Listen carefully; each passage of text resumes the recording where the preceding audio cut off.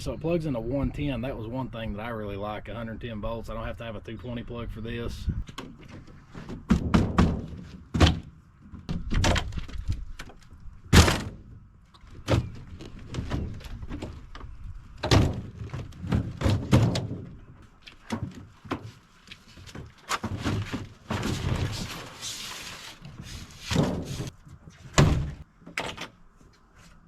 It's already got the fingers and everything installed. Looks like maybe just needs the feet and stuff like that.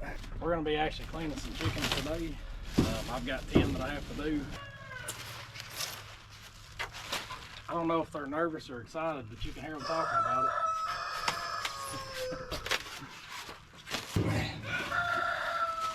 Alright, it comes with it's got the wheels inside wrapped up, manuals inside, and then what looks to be like several extra fingers. That's all the hardware that comes with it to install the wheels.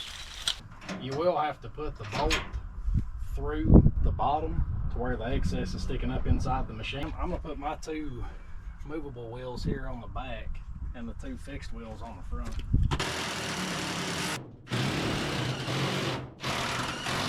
So one thing I will say right off, do I think this thing is horrible quality? No, I don't, but it does have, and it's been kept in the dry, but I mean, it does have some surface rust on, you know, the pulleys, the welds, everything's galvanized in here. You know, it's got a non-greasable bearing or bearings on that shaft. So, you know, it's not equal quality of a couple $1,000 machine, but I think for the price, you know, if you're budget minded, it is what it is. Pretty simple setup. The top doesn't move.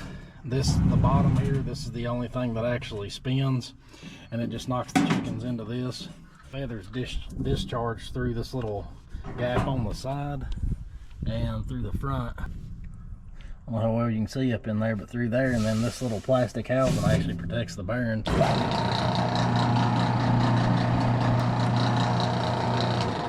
I'm gonna go get the chickens, get them dispatched, and we'll get them in here and see how this thing goes. Heads up, I'm not sponsored by TMG, so you know, it's an honest review. Okay, I'm just gonna give the chicken a quick rinse before I take it over to the scalder. This keeps the whole process a little bit cleaner. This is my homemade scalder. I'm gonna show real quick scalding it. That's not really what the video is about, but I'm gonna show how that works.